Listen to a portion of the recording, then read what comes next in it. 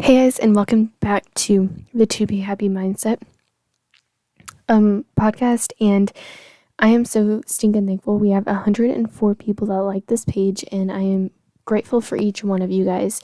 And it honestly just amazes me every day that this page actually blew up as fast as it did. And I'm very surprised that a lot of people want to be a part of this and want to be a part of my kind of life's work or passion, as you could say. And another thing that I wanted to mention is that I have been sending out emails to people who have wanted kits. And if you haven't responded to that, please do that as soon as possible. Also, if you want a kit, please do that. Or if you want any products concerning health and wellness, please let me know. I sell them, and that's the reason why I created this. This is a fitness page. So we're going to be talking about fitness and health and goals and stuff like that.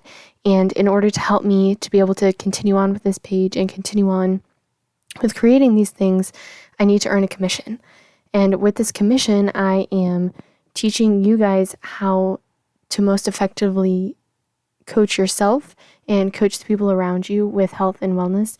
And I need to be able to make a living off of this. And so that is the reason why I sell these products and the reason why I sell these kits, and I send DMs to you and things like that. So if you could please respond to either one of them, or let me know kind of what you want, that would be really helpful for me and for our whole entire little family on here. Anyways, today we're going to be talking about commitment and how to stay committed to something whenever it gets hard.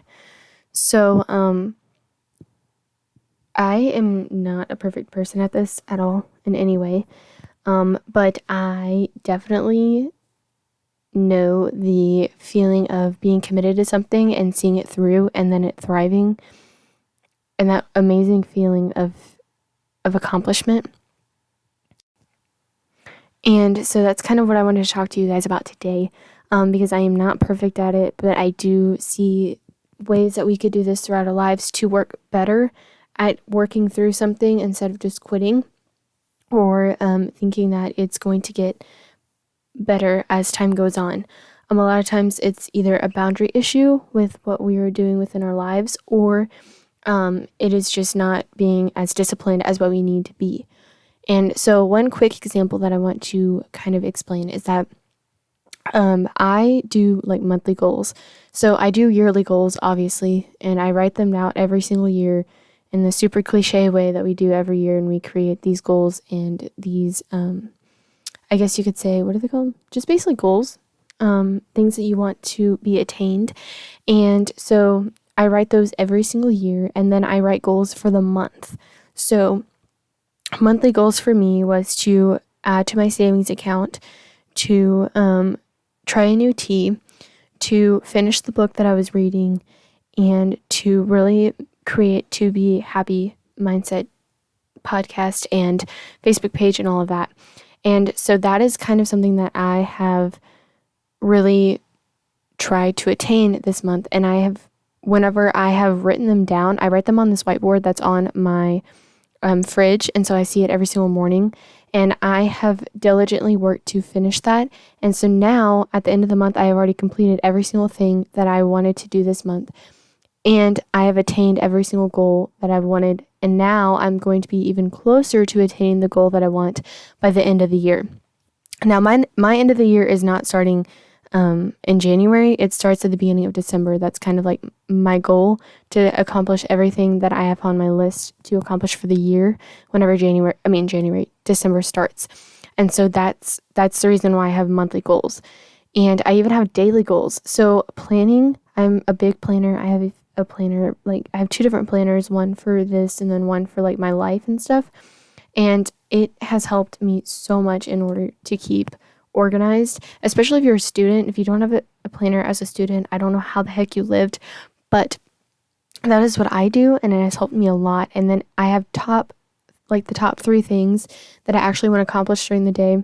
And those are the 3 things that whenever I do accomplish them throughout that day, I'm 100% satisfied with my day.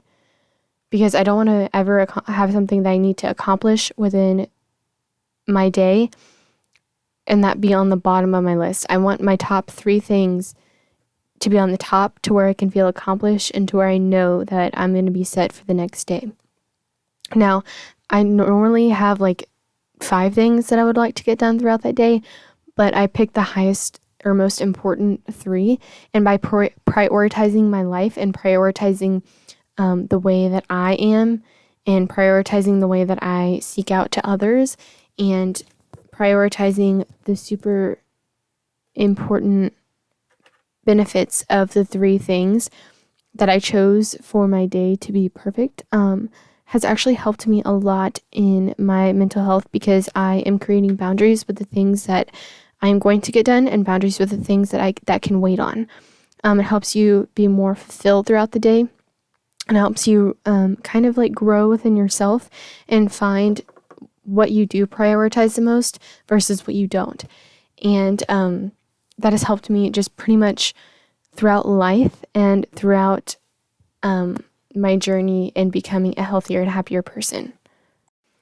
By prioritizing ourselves, our body, and our mind, we are more able to be better people for the world, for our spouses, for our significant other, for our relationships. It helps you become a better son, daughter, wife, husband, whatever else brother, sister, all the things. It helps you become a better person in general. And then it also helps you prioritize your day.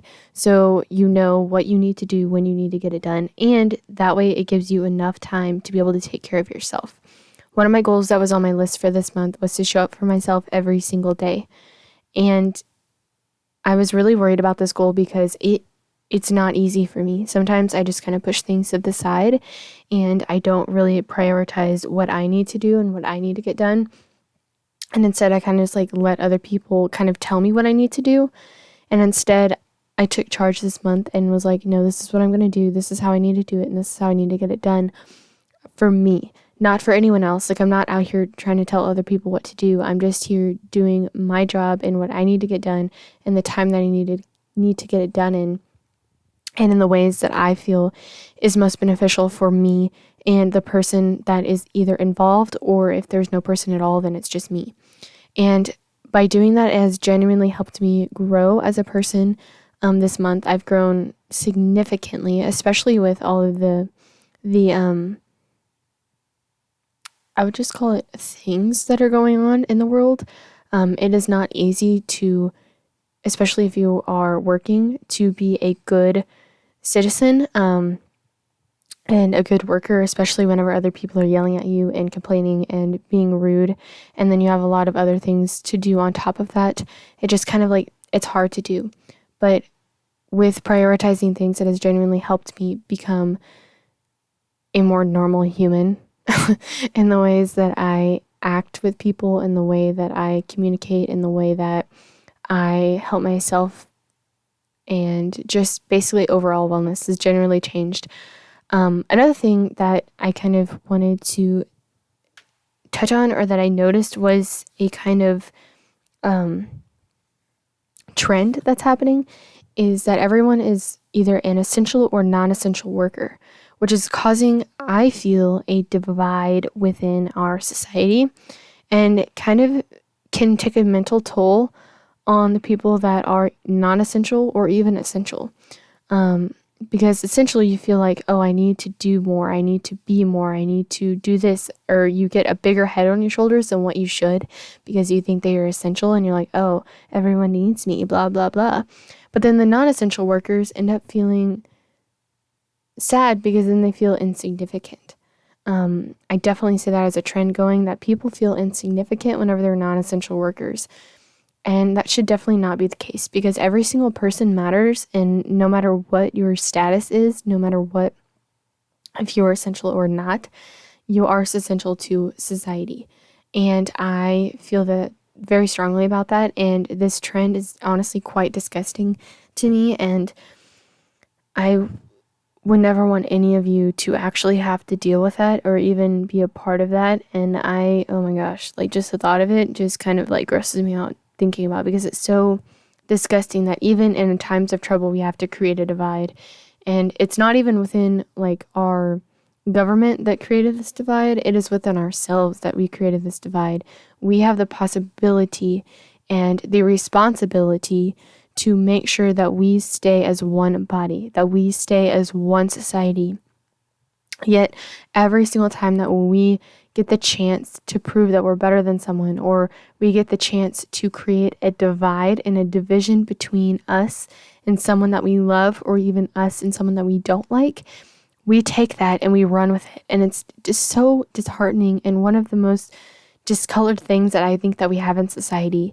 And I think that with this illness that is already going on, that is freaking people out, and people getting laid off of jobs and needing any of that, it just makes me so sad to see that we still can't come together as a country or a society. A lot of people have, but then now this new thing has popped up and everyone is just separating themselves, and it just makes me so sad. So yeah, that's pretty much all I have to say today, guys. I hope they have a great day, and I will be continually making these podcasts, and I hope they have a wonderful afternoon, week, etc. And yeah, thank you guys. Bye.